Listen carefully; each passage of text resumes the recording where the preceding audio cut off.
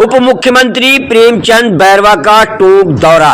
निजी स्कूल में हुआ विकसित भारत संकल्प सुझाव पत्र के तहत आयोजन। विकसित भारत संकल्प सुझाव पत्र के तहत आज टोंक के एक निजी कॉलेज में युवा संवाद कार्यक्रम का आयोजन किया गया।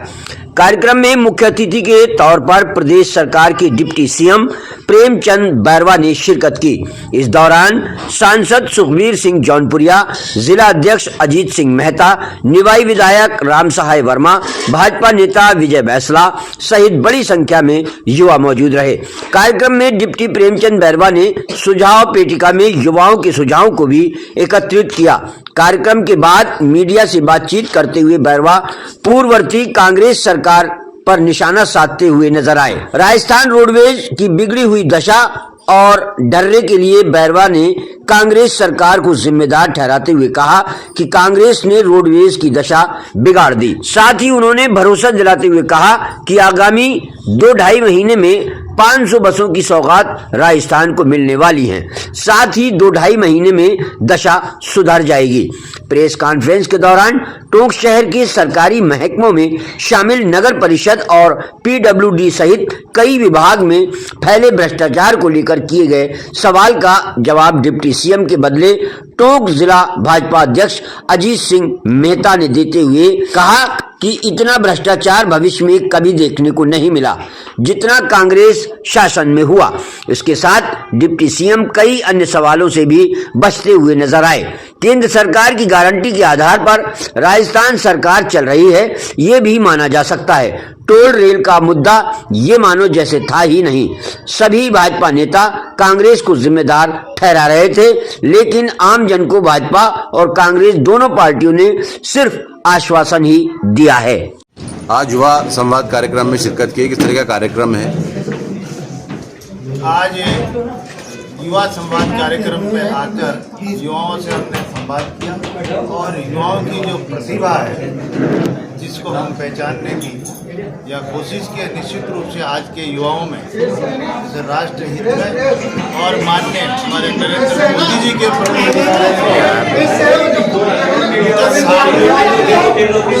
लोगों ने जो देखा है 10 साल में माननीय मोदी जी ने विश्व में देश का मान और सम्मान बढ़ाया और जो अनुकरणीय कार्य किए हैं जिनके हम सोच नहीं सकते वो कार्य करके दिखाए हैं। मोदी जी की गारंटी है, निश्चित रूप से वो पूरी करते हैं। इसलिए हमारे आज के युवा में बहुत जज्बा है और इन युवाओं के हाथ में एक विकसित भारत सौंपना चाहते हैं। ये उनकी सोच है, उनका विजन है। और देश में 400 पार का नारा है। देखिए, राजस्थान या नहीं अपितु पूरा हिंदुस्तान माननीय नरेंद्र मोदी जी की 10 साल का जो कार्यकाल रहा है, आज भारत देश को किस जगह पे लाए, जो 11वें स्थान पे था उसको 5वें पे 10 साल में लाके उन्होंने छोड़ा है। निश्चित रूप से छोड़ा ही नहीं बल्कि नंबर 1 पे लाने का उनका विजन है और राजस्थान की नहीं पूरे हिंदुस्तान की जनता उनके काम को और उनके विजन को समझ गई है। निश्चित रूप से जो दूसरी सरकारें हैं रही है और जो दूसरी पार्टियां हैं वो हमारे इस राष्ट्र हित में काम नहीं करती है। केवल और केवल जो मोदी जी राष्ट्र हित में काम कर रहे हैं, राष्ट्र के लिए काम कर रहे हैं। इसलिए पूरी जनता ने मानस बना रखा है कि हम राजस्थान में हम 25 की 25 सीट लाएंगे। जिस तरह से हमारी अभी 3 महीने पहले जो राजस्थान में डबल इंजन की सरकार बनी है, निश्चित रूप से आपने 3 महीने में देखा होगा कि कभी भी आप पूर्ववर्ती सरकारें जो रही है 3 महीने में इतने काम नहीं कर पाई जो आपने हमारे यशस्वी मुख्यमंत्री भजनलाल जी ने आपने देखा होगा कि बिड़ते उन्होंने कितने काम किए हैं वो आप सबके सामने है। और कल ही उनका एक बहुत बड़ा जो विजन और जो रहा उसके तहत उन्होंने जो कार्य किए हैं कि पेट्रोल डीजल किस तरह से व्यवस्था के रूप में जहां पेट्रोल डीजल के दाम कम है वहाँ पे कम छूट दी गई है और जहाँ ज़्यादा थे वहाँ ज़्यादा छूट दी है। इस व्यवस्था के तहत हमारे 1 रुपये 35 पैसे लेने लगाकर 5 रुपये 35 पैसे तक की जो पेट्रोल और डीजल में उन्होंने हमारे को जीएसटी में राहत दी है।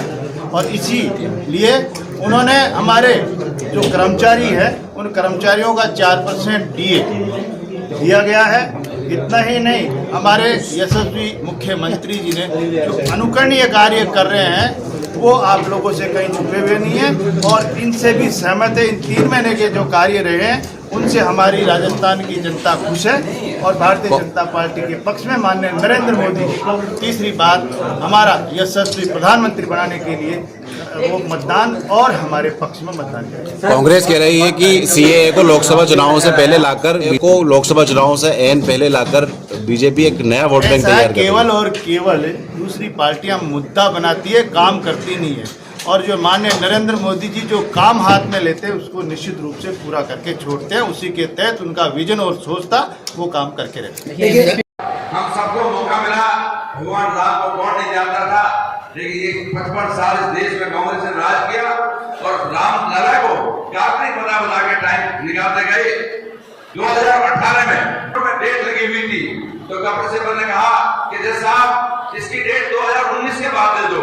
तो उनका इससे क्या मतलब होगा कि अगर 2019 से पहले फैसला आ गया तो मोदी फिर बात जाएगा। और 2019 की बाद डेट हुई और उसके बाद में पहले तो 283 जीते और उसके बाद 303 जिता के इस देश की जनता ने माननीय प्रधानमंत्री को दोबारा से मौका दिया। आज हम सब जो आपके मन की आवाज आ रही है, देश के प्रधानमंत्री जो संकल्प लिया है, आपकी बार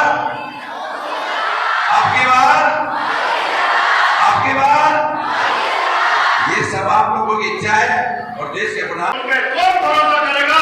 अरे भरोसा तो मोदी की गारंटी पर है। हमारे को ऐसा नेता मिला है जो देश को जो 18 घंटे देश के लिए जीता है, कर्नल माँ भारती की सेवा के लिए लगा है। उसने कहा है कि मेरा परिवार, मेरी जाति, युवा, महिला, किसान और गरीब है। ऐसा विचार रखने वाला देश का प्रधानमंत्री मिला है। मेरे युवा साथियों, मैं आपसे आह्वान करके जाना चाहता हूँ, लोकसभा में 18 साल के युवाओं से आह्वान करके जाना चाहता हूँ, अपने मत का प्रयोग इस माँ भारती के लिए